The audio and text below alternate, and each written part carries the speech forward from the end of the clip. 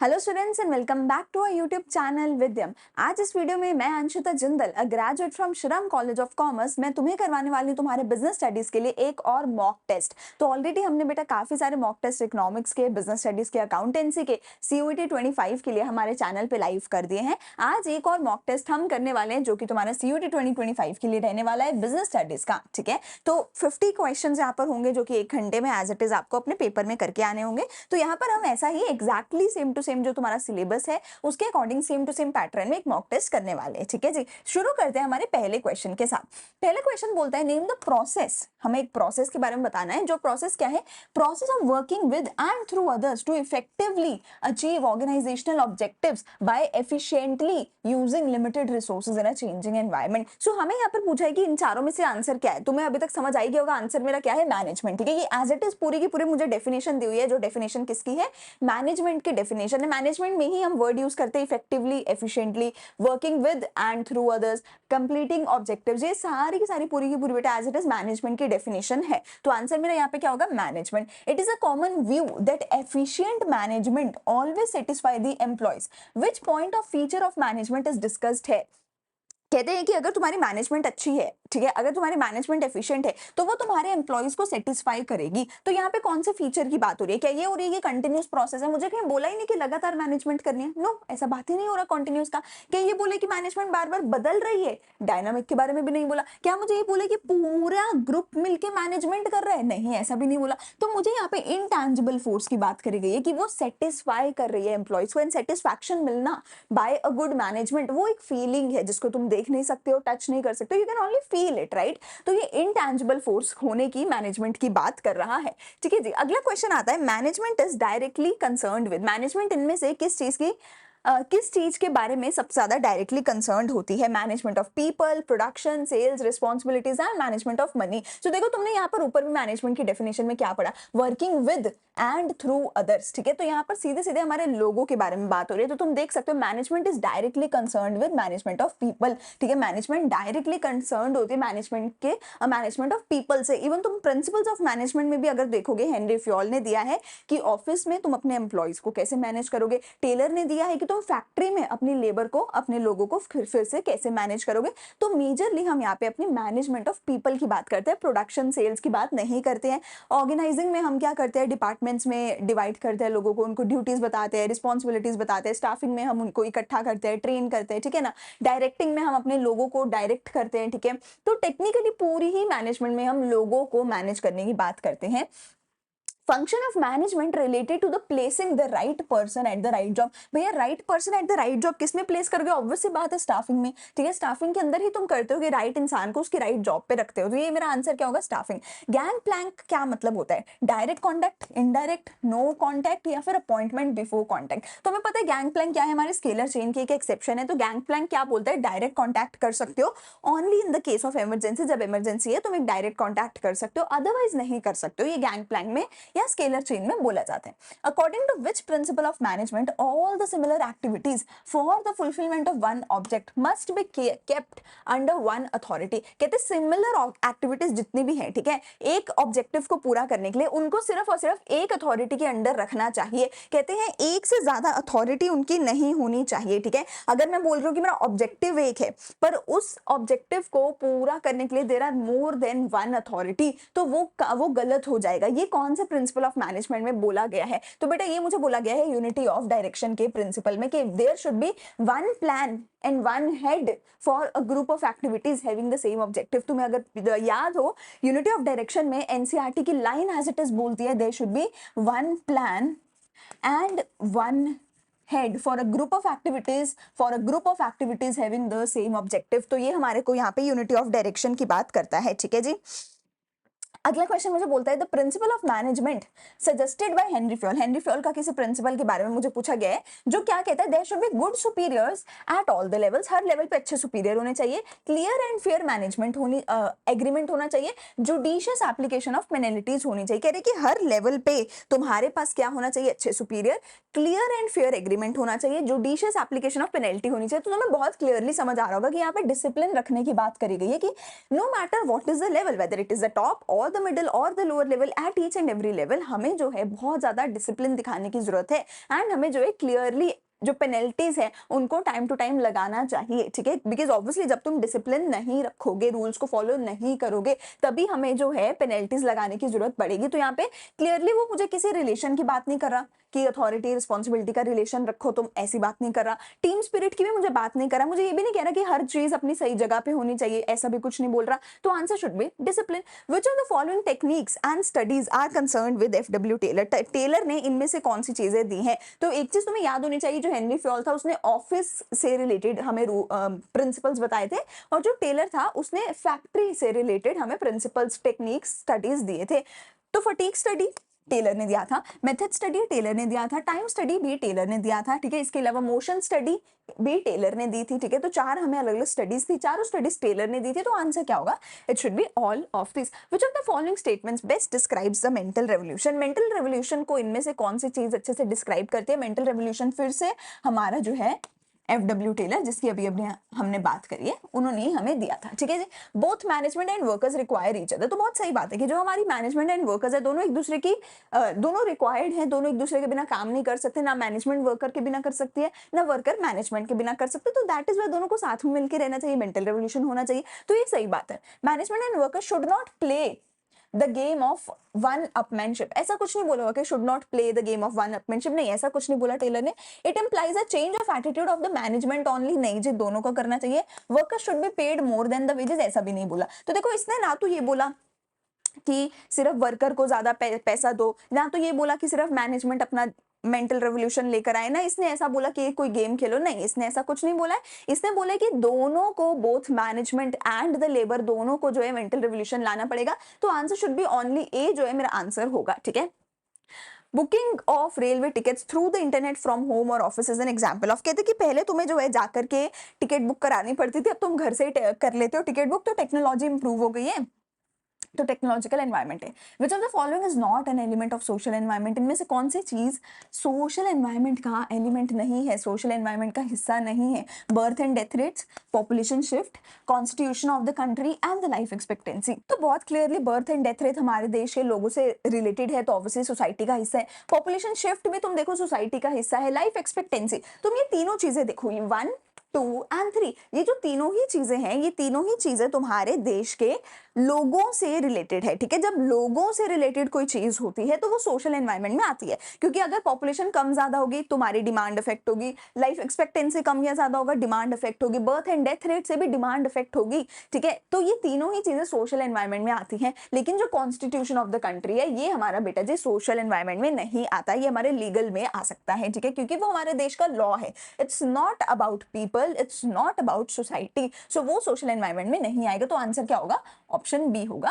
The current government initiated Make in India programme. Government ने Make in India programme भैया जी अपना बनाया है, which is good for the manufacturing sector. Out of the following identify the component of business environment quoted in the above line. So देखो जो Make in India programme है, it's not a law, ये कोई ऐसा law नहीं है कि तुम्हें भारत में बनाना ही पड़ेगा, अगर बाहर से मंगा लिया तो वो इलीगल हो जाएगा, ऐसा नहीं है। ये कोई लॉ नहीं है, ये तो हमारी एक पॉलिटिकल पार्टी की आइडियोलॉजी है कि हम मेक इन इंडिया को प्रमोट करेंगे। It's not a law, it's the ideology of a political party. So answer क्या होगा? Political environment. The law of mining rules and regulations licence required for running the business is an example of. तो जहां पे भी मेरे किसी भी law की बात आ गई तो सीधा सीधा वहां पे मेरा लीगल एनवायरनमेंट हो जाएगा। किसी कोर्ट केस की बात आ जाए, किसी लॉ की बात आ जाए, किसी भी रूलिंग की बात आ जाए, तो वो मेरा लीगल एनवायरनमेंट हो जाएगा।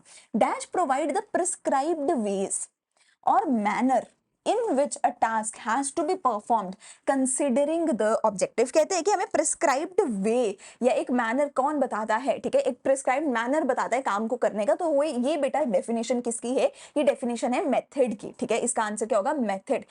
type of plan which is time bound and linked with measurable outcome। तो इसका आंसर मेरा क्या होगा? बजट। बजट हमेशा मेरा टाइम बाउंड होता है कि अगले एक साल के अंदर अंदर जो है इतना खर्चा होगा, इतनी इनकम होगी एंड ऑल ऑफ दैट, ठीक है। तो वो टाइम बाउंड भी होता है and linked with measurable outcome भी होता है। Dash is the essence of planning. Planning का एसेंस इनमें से कौन सी चीज है? कौन सी चीज के बिना तुम प्लानिंग नहीं कर सकते हो? तो वो मेरा आंसर क्या होगा? फोरकास्टिंग। सबसे पहले तुम प्लानिंग में क्या करते हो? फ्यूचर के बारे में फोरकास्टिंग करते हो, अपने प्रेमिसेस बनाते हो और फिर उस बेसिस पे तुम प्लानिंग करते हो। Arora stationery mart has made a decision to make all the payments by the e transfers only. कहते हैं अब उन्होंने जो है एक डिसीजन बनाया कि वो सारे के सारे जो ट्रांसफर्स हैं वो ई ट्रांसफर करेंगे, ऑनलाइन ट्रांसफर करेंगे। कौन सा टाइप ऑफ प्लान है ये मेरा है, देखो पॉलिसी। तो पॉलिसी होती है, पॉलिसी मेरे एम्प्लॉइज को ये बताती है कि तुम्हें काम कैसे करना है, ठीक है। और ये जो पॉलिसी है ये भी मेरे एम्प्लॉइज को बता रही है कि तुम्हें पेमेंट कैसे करनी है, सिर्फ ई ट्रांसफर से करनी है। देखो रूल और पॉलिसी में क्या फर्क होता है। रूल ना मेरे एम्प्लॉइज को ये बताते हैं तुम्हें बिहेव कैसे करना है, ठीक है। तुम्हें गुस्सा नहीं करना है, लड़ाई नहीं करनी है, टाइम पे आना है, यूनिफॉर्म में आना है, ठीक है। तो रूल क्या करता है, आपको बिहेव करना सिखाता है, पर पॉलिसी क्या करती है, आपको काम करना सिखाती है कि कोई पर्टिकुलर काम है वो ऐसे होगा। सो दिस इज पॉलिसी, ठीक है जी। प्रोसीजर स्टेप बाय स्टेप होता है, स्ट्रैटेजी हमेशा लॉन्ग टर्म की होती है। Name the type of plan which defines the formal parameters with in which the managers में फंक्शन। कहते हैं कि ये फॉर्मल पैरामीटर्स बता रही है जिसके अंदर जो है हमारे मैनेजर्स को जो है फंक्शन करना है। अब देखो फिर से यहाँ पे फंक्शन करने की बात आई है, काम करने की बात आई है, बिहेव करने की बात नहीं आई है, ठीक है। सो जो फॉर्मल पैरामीटर काम करने के बारे में बात करते हैं वो फिर से मेरे क्या होंगी, पॉलिसीज होने वाली हैं। Organising provides a clear description of the jobs and related duties which help in. कहते हैं ऑर्गेनाइजिंग में ना तुम बहुत क्लियरली बता देते हो किसका क्या काम होगा, किसका क्या ड्यूटी होगा, ठीक है। इससे क्या होता है, इससे ऑब्वियसली कंफ्यूजन भी अवॉइड होते हैं, डुप्लीकेशन भी अवॉइड होते हैं। बहुत सिंपल सी बात होगी ना, अगर तुम्हारी जॉब्स ड्यूटीज क्लियर नहीं होंगे तो डुप्लीकेशन होगा, कंफ्यूजन होगा। अगर जॉब्स और सब कुछ क्लियर है तो डुप्लीकेशन नहीं होगा, ठीक है ना। Authority refers to the right of an individual to command the subordinates and take the action. सही बात है, अथॉरिटी का मतलब क्या होता है कि तुम अपने सबऑर्डिनेट को जो है कमांड कर सको, तुम उसको ऑर्डर दे सको कि तुम्हें ऐसे ऐसे काम करना है और तुम एक्शन ले सको। अथॉरिटी का सिंपल मतलब क्या होता है, पावर। अथॉरिटी का सिंपल मतलब क्या होता है जी, पावर होता है, ठीक है। कि तुम्हें पावर मिल गई, तुम अपने सबऑर्डिनेट को ऑर्डर दे सकते हो और तुम एक्शन भी ले सकते हो, ठीक है। तो इसका अब इसमें क्या पूछा गया है, within the scope of his position, outside the scope, commensurate with the manager to an extent. अब यहाँ पे क्या बोला गया है, to take action within the scope of the position. आपको अथॉरिटी भी जो है बेटा अनलिमिटेड नहीं मिलेगी, उसका भी जो है एक पर्टिकुलर स्कोप होगा, आपकी पोजीशन का एक स्कोप होगा कि कितना लेवल तक जो है तुम किसी को ऑर्डर या कुछ दे सकते हो। तो आंसर क्या होगा, with in the scope of the position.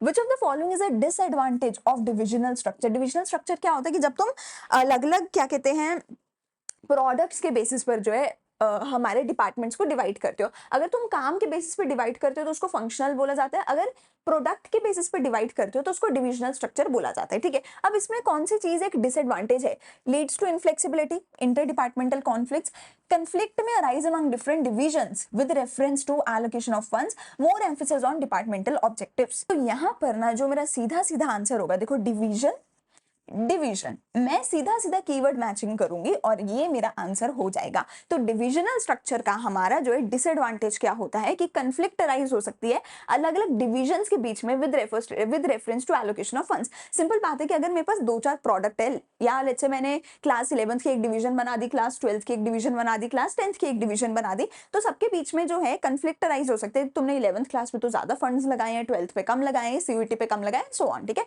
वो कंफ्लिक्ट हो सकती है, तो ये इसका डिविजनल डिवीजन सीधा सीधा मेरा आंसर हो गया।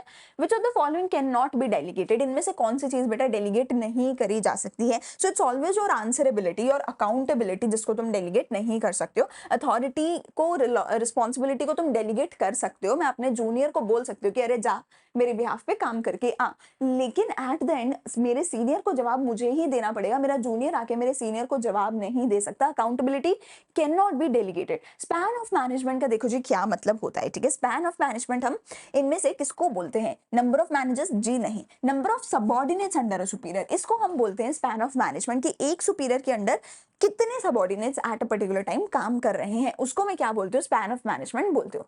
विच आर द फॉलोइंग स्टेप्स, कौन सा स्टेप है, ठीक है, in the process of selection. Okay, selection का प्रोसेस है, उसका कोई एक हमें स्टेप बताना है, ठीक है जी। तो सिलेक्शन का प्रोसेस है, उसका कोई एक स्टेप हमें बताना है, ठीक है। हेल्प्स द मैनेजर, कौन सा स्टेप हेल्प करता है मैनेजर को to eliminate unqualified unfit job seekers based on the information supplied in the application form. तो एप्लीकेशन फॉर्म वाला तो भैया मेरा पहला ही स्टेप होता था, है ना। इंटरव्यू में तो मैं एप्लीकेशन फॉर्म देखूंगी नहीं, डिसाइड करते हुए भी नहीं देखूंगी एप्लीकेशन फॉर्म, बैकग्राउंड चेक भी बहुत बाद में होता है। सबसे पहले क्या होता है, प्रिलिमिनरी स्क्रीनिंग, उसमें मैं एप्लीकेशन फॉर्म चेक करती हूँ। Dash is an indicator of a person's learning ability और the ability to make decision and judgement. कहते हैं मुझे ये चेक करना है कि तुम लर्न कितना जल्दी कर सकते हो, डिसीजन या जजमेंट कितनी जल्दी तुम ले सकते हो, मुझे ये चीज तुम्हारे अंदर चेक करनी है। तो इसका सीधा सीधा आंसर हमारे पास क्या होता है, हमारे इंटेलिजेंस टेस्ट जो है वो इस चीज का सीधा सीधा आंसर होते हैं।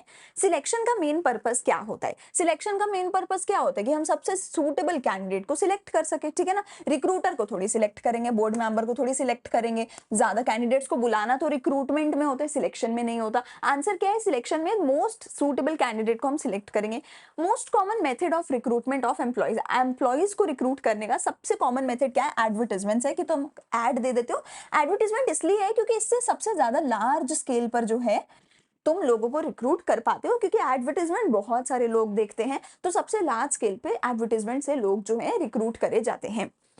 Introducing employee, introduction is equal to orientation, introduction is equal to orientation. Training बाद में होती है, ठीक है, सिलेक्शन पहले होती है, प्लेसमेंट पहले होती है, introduction is equal to orientation. Which of the following does supervision ensure, इनमें से कौन सी चीज एक अच्छी सुपरविजन जो है इंश्योर करती है, both ensures issuing instruction and facilitating control. हाँ, तो जब भी मैं अच्छे सुपरविजन करती हूँ तो मैं अपने एम्प्लॉइज को अच्छा कंट्रोल भी कर पाती हूँ और मैं उनको अच्छे से इंस्ट्रक्शंस भी दे पाती हूँ। उन्होंने कोई गलती करी है तो मैं वो भी चेक करूंगी, उनको कुछ समझ नहीं आ रहा है तो मैं वो भी उनको बताऊंगी, ठीक है।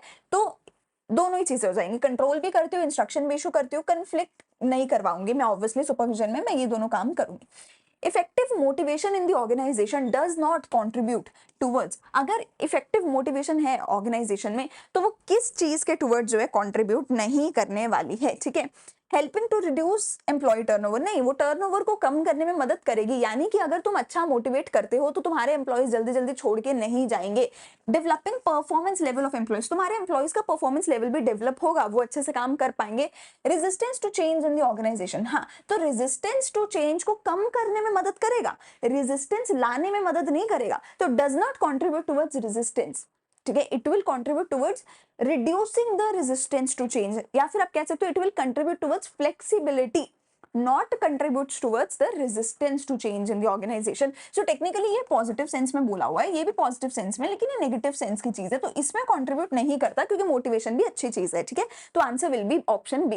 Name the type of formal communication, हमें फॉर्मल कम्युनिकेशन की टाइप बतानी है जिसमें दो डिपार्टमेंटल हेड्स हैं वो एक दूसरे से कम्युनिकेट करते हैं, तो डिपार्टमेंटल हेड्स दोनों सेम लेवल पे होंगे तो वो ऐसे सीधा एक दूसरे से बात करेंगे। सो ये मेरी क्या हो जाएगी, वर्टिकल कम्युनिकेशन। हॉरिजॉन्टल में क्या होगा कि top level, middle level, lower level, जब ऐसे ऊपर नीचे जा रही है तो ये हॉरिजॉन्टल होगा। Which is not an element of leadership, इनमें से कौन सी चीज लीडरशिप का एलिमेंट नहीं है, ठीक है। Only one, only three, 2 and 3 या 4 and 1। It is a process of influence, leadership में तुम इन्फ्लुएंस करते हो, सही बात है। The influence is always for a common goal, तो ये भी सही बात है, जो भी तुम इन्फ्लुएंस कर रहे हो अपनी कंपनी के कॉमन गोल के लिए इन्फ्लुएंस कर रहे हो। It influence your own behaviour, अरे मेरे खुद के बिहेवियर को थोड़ी इन्फ्लुएंस करेगा, तो ये गलत है। Only 3 should be the answer. It influence employees willingly, तो एम्प्लॉइज को हम इन्फ्लुएंस करते हैं विलिंगली, तो हाँ मेरा आंसर क्या होगा, ऑप्शन 3। सिर्फ ये जो है ये मेरा लीडरशिप का एलिमेंट नहीं है। Providing job security and pension plan will satisfy which of the following needs of the employees, मैंने उनको जॉब सिक्योरिटी दिया, पेंशन प्लान दिया, तो ऑब्वियसली बात है सिक्योरिटी, सेफ्टी, सिक्योरिटी नीड्स मेरा आंसर हो जाएगा।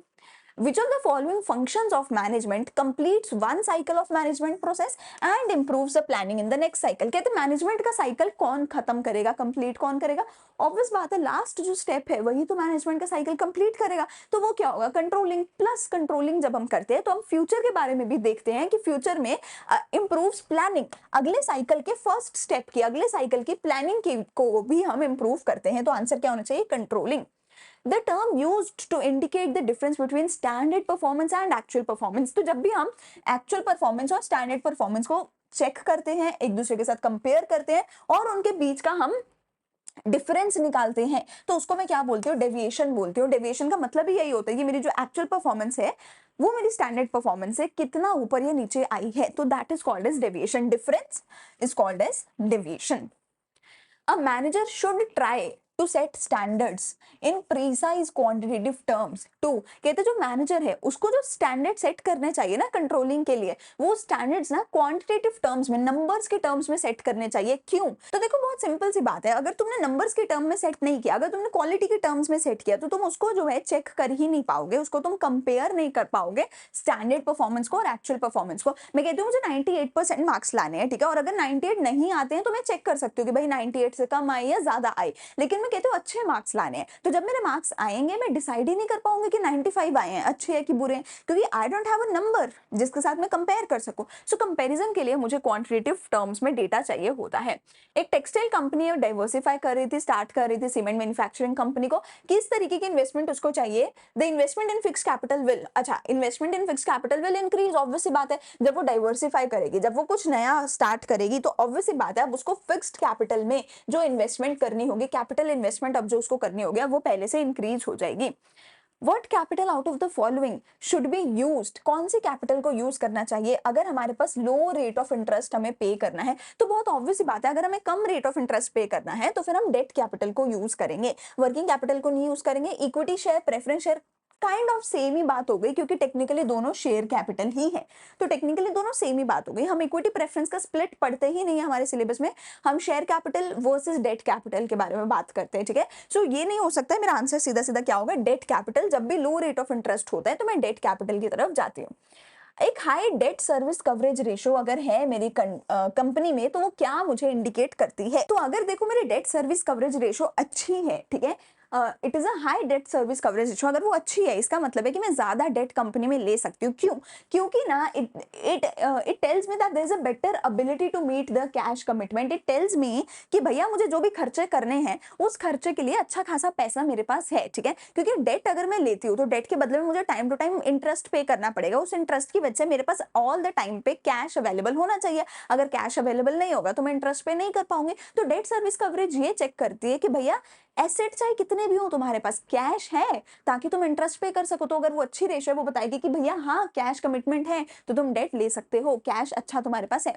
फाइनेंसिंग डिसीजन को इनमें से कौन सी चीज अफेक्ट करती है? Growth opportunity, control consideration, stability of earnings, 4 and 1, ठीक है, ये ऑप्शन गलत होगा, ठीक है। तो इन तीनों में से कौन सी चीज हमारे को अफेक्ट करती है? तो हमारे यहाँ पे आंसर क्या होगा, कंट्रोल कंसिडरेशन जो है वो सीधा सीधा मेरे फाइनेंसिंग डिसीजन को अफेक्ट करती है। फाइनेंसिंग डिसीजन में मैं ये चेक करती हूँ कि मुझे डेट लेना है, इक्विटी लेना है। अगर इक्विटी लूंगी तो कंट्रोल डाइल्यूट होगा, अगर डेट लूंगी तो कंट्रोल डाइल्यूट नहीं होगा। तो यहाँ से मैं चेक कर सकती हूँ कि मुझे इक्विटी लेना चाहिए, डेट लेना चाहिए, डिपेंडिंग अपॉन क्या मैं कंट्रोल को डाइल्यूट करना चाहती हूँ या नहीं करना चाहती हूँ।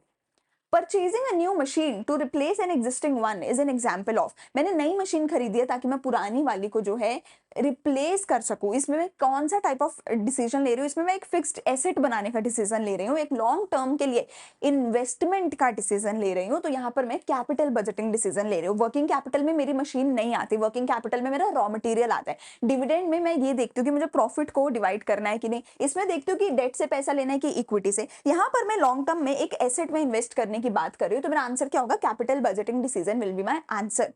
मैच स्टिक मैच बॉक्स में आती है जो कि हम थ्रो कर देते हैं after the match sticks are utilised, ठीक है। Match box represents which level of packaging, कहते हैं कि मैच स्टिक जो है वो मैच बॉक्स में आती है। जब तक हमारा प्रोडक्ट हम यूज कर रहे हैं मैच स्टिक तब तक हम उस डब्बे को नहीं गिराते। जब प्रोडक्ट खत्म हो जाता है, प्रोडक्ट के खत्म होने के बाद जो है हम उस मैच बॉक्स को जो है फिर फेंक देते हैं। तो कौन सी ऐसी पैकेजिंग है जो जब तक प्रोडक्ट खत्म नहीं होता तब तक उसके साथ रहती है? ये कौन सी है, मेरी प्राइमरी पैकेजिंग है। ट्रांसपोर्टेशन पैकेजिंग तो पहले ही चली जाती है, ठीक है। सेकेंडरी पैकेजिंग हम जब प्रोडक्ट को यूज करने लगते हैं तो इसको फेंक देते हैं, लेकिन प्राइमरी पैकेजिंग को तब फेंका जाता है जब प्रोडक्ट को पूरा यूज कर लिया जाता है, खत्म हो जाता है जब प्रोडक्ट, तब उसकी प्राइमरी पैकेजिंग को फेंका जाता है, जैसे कि इस केस में बोला हुआ है। Sets the upper limit of price which a buyer would be prepared to pay, हम इनमें से कौन सी चीज के बेसिस पे अपर लिमिट जो है सेट करेंगे प्राइस का, जो एक कंज्यूमर पे करने को तैयार होगा? तो अगर तुमने इकोनॉमिक्स बेटा थोड़ी सी पढ़ी है तुम्हें पता होगा it is based on the utility and the demand, क्योंकि मुझे बोला है consumer would be ready to pay, buyer क्या रेडी होगा पे करने को, जितना वो उसको यूटिलिटी मिल रहा होगा मेरे प्रोडक्ट से उतना ही वो पे करने को तैयार होगा। सो यूटिलिटी एंड डिमांड के बेसिस पे हम अपर लिमिट ऑफ प्राइस सेट करते हैं। Advertising similar products with the same claim, अगर तुम सिमिलर प्रोडक्ट को एडवर्टाइज कर रहे हो जो सेम ही क्लेम कर रहे हैं तो फिर उससे तुम्हारे को क्या प्रॉब्लम आ सकती है? क्रिएटिंग कॉन्फिडेंस, कॉन्फिडेंस थोड़ी होगा, कस्टमर कंफ्यूज होगा, कस्टमर विल गेट कंफ्यूज्ड, ठीक है। मेकिंग द कस्टमर मटीरियलिस्टिक, नहीं, कस्टमर वैसे भी मटीरियलिस्टिक ही है। मेकिंग द कस्टमर हैप्पी, नहीं, वो हैप्पी भी नहीं होगा। वो क्यों हैप्पी होगा भाई? एडवर्टाइजिंग देख के सिमिलर वो कंफ्यूज हो जाएगा सिंपली कि भैया ये क्या है, मुझे तो समझ ही नहीं आ रहा है ये कौन से ब्रांड का है, ये कौन से ब्रांड का है। So there will be only confusion, no happiness, ठीक है।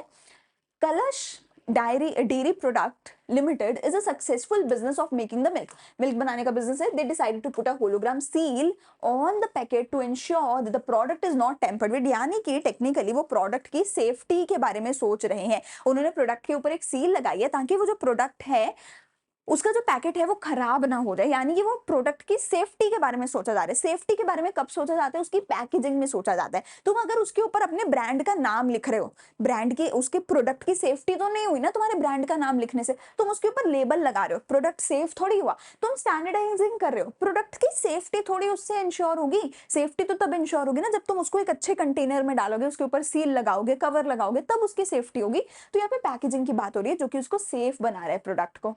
Product are not purchased but sold, with which point of view is the statement associated? कहते तुम खरीद नहीं रहे हो, मैं धक्के से तुम्हें प्रोडक्ट बेच रही हूं। तो ये कौन सा है? ये हमारा कौन सा है? मार्केटिंग है, प्रोडक्शन है, प्रोडक्ट है या सेल है? यहाँ पर हम क्या कर रहे हैं? सेल कर रहे हैं प्रोडक्ट को, ठीक है। टेक्निकली यहाँ पे टू बी प्रिसाइज हमें सेलिंग कॉन्सेप्ट के बारे में कुछ कुछ बात हो रही है, ठीक है। नव्या सुपरमार्केट गई है ग्रोसरी शॉपिंग करने के लिए, 1 केजी बाजरा फ्लोर लेकर आई है सुपरमार्केट से। On reaching home, when she opened the package, she found worms inside it. उसको पता चला कि भैया इसमें तो कुछ दिक्कत है जो मेरे लिए अनसेफ है, ठीक है। वो डिसअपॉइंटेड थी, उसने अपने बच्चे को बताया, उसके बच्चे ने बोला कि तुम लेबल को चेक करो। जब उसने लेबल चेक किया तो उसने देखा कि वो तो एक्सपायरी डेट के भी बियॉन्ड था। तो उसने सेल्स पर्सन को बोला कि भैया तुमने तो मुझे एक्सपायर्ड चीज दे दी है, तुम मुझे रिप्लेस करो। तो फिर उसने बोला कि थैंक यू, तुमने जो है मुझे सेटिस्फाई करके भेजा है, तुमने जो है रिप्लेस करके दिया है। He further told that satisfy customers not only lead to repeat sales but they also provide good feedback. तुम रिपीट भी आओगे, अगर कस्टमर को सेटिस्फाई करोगे तो कस्टमर रिपीट भी आएगा और कस्टमर जो है फीडबैक भी तुम्हारे बारे में अच्छा देगा दूसरे कस्टमर्स को, जिसकी वजह से दूसरे कस्टमर भी आने लग जाएंगे। कौन सा point of importance of customer protection यहाँ पर बोला गया है? From the POV of supermarket, कहते हैं जो सुपरमार्केट है, सुपरमार्केट ने उसको रिप्लेस करके दिया सामान, ठीक है। इसमें सुपरमार्केट का क्या भलाई हो रहा है? इसमें सुपरमार्केट की ये भलाई हो रही है कि ये इसके लॉन्ग टर्म इंटरेस्ट में है। क्यों लॉन्ग टर्म इंटरेस्ट में है? क्योंकि एक तो ये कस्टमर खुद बार बार इस सुपरमार्केट में आएगा कि कोई नहीं, अगर कभी दिक्कत हुई तो ये तो रिप्लेस करके दे रहे हैं, तो इन्हीं से खरीदूंगी मैं सामान। और ये जाके दूसरों को भी बताएंगे कि देखो भैया ऐसे ऐसे उन्होंने रिप्लेस करके दिया, कितने अच्छे लोग हैं, तो दूसरे लोग भी तुम्हारे पास आएंगे। So it is in the long term interest of the business, ठीक है जी। अगला क्वेश्चन मेरे पास आता है, right of the consumer protection are protected under. हमारा जो कंज्यूमर प्रोटेक्शन एक्ट है टेक्निकली वो कौन से साल का एक्ट है? सो सीपीए इज 1986, ठीक है जी। Identify the importance of consumer protection according to the consumers point of view. Consumer के पॉइंट ऑफ व्यू से कौन सा है? कंज्यूमर का इग्नोरेंस, कि हमारा जो कंज्यूमर है बहुत ज्यादा इग्नोरेंट था तो उसको अब इग्नोरेंट नहीं होना चाहिए, ये उसके पॉइंट ऑफ व्यू से इंपॉर्टेंस है कंज्यूमर प्रोटेक्शन एक्ट की। Who amongst the following is not considered a consumer? इनमें से कौन सा जो है कंज्यूमर नहीं कंसिडर किया जाएगा? जो पैसे देके सामान खरीद रहा है वो कंज्यूमर होगा, जो सर्विसेज ले रहा है for a consideration which has been promised वो भी होगा। A person who avails of a service for commercial purpose, अगर तुम कमर्शियल पर्पस के लिए खरीद रहे हो बेटा तो तुम कंज्यूमर नहीं हो, तुम एक बिजनेस हो, तुम कंज्यूमर प्रोटेक्शन एक्ट के अंडर कंज्यूमर की कैटेगरी में जो है इंक्लूड नहीं करे जाओगे। When such use is made with approval of the buyer, अगर तुमने अप्रूवल ऑफ द बायर से जो है बायर के अप्रूवल से अगर तुमने किसी चीज को यूज करा है तो वो भी जो है तुम्हारा कंज्यूमर की कैटेगरी में इंक्लूड होगा। टेक्निकली कंज्यूमर कौन होता है? जो खुद सामान खरीद रहा है, कोई भी गुड्स या सर्विसेज खरीद रहा है खुद से पैसे भर के। अगर फ्री में खरीद रहे हो तो कंज्यूमर की कैटेगरी में नहीं आओगे। अगर पैसे भर के या आधा पैसा पहले दे दिया आधा पैसा बाद में दोगे, या तुमने प्रॉमिस किया है कि कोई बात नहीं मैं पैसा दूंगा तुम्हें, तुम कंज्यूमर हो। अगर तुमने खरीदा सामान तुम्हारी क्या कहते हैं अप्रूवल से कोई और सामान यूज कर रहा है तो वो भी कंज्यूमर होगा। तो तुम्हारे बिहाफ पे कई बार क्या करते हैं कुछ एनजीओज भी कंज्यूमर्स के बिहाफ पे कंप्लेंट फाइल कर सकते हैं, ठीक है। बट अगर तुम एक कमर्शियल पर्पज से खरीद रहे हो कोई भी सामान, तुम एक कंज्यूमर नहीं हो, या अगर तुम फ्री में खरीद रहे हो कोई भी सामान फ्री में लेकर जा रहे हो तो फिर उसको जो है कंज्यूमर प्रोटेक्शन एक्ट के अंदर तुम एक कंज्यूमर की तरह नहीं काउंट होते हो और तुम वहां पे कंप्लेंट नहीं कर सकते हो। यहाँ पे मेरा आंसर क्या होगा? कमर्शियल पर्पज के लिए जिसने खरीदा है, ठीक है, वो मेरा यहाँ पे कंज्यूमर की कैटेगरी में नहीं आने वाला है, ठीक है। इसके साथ 50 के 50 क्वेश्चन होते हैं जी हमारे यहाँ पे खत्म। अगर कोई भी डाउट है किसी क्वेश्चन में तुम कमेंट सेक्शन में पूछ सकते हो। हम मिलेंगे अगली वीडियो में। अगर वीडियो अच्छी लगी so please like share and subscribe to our channel.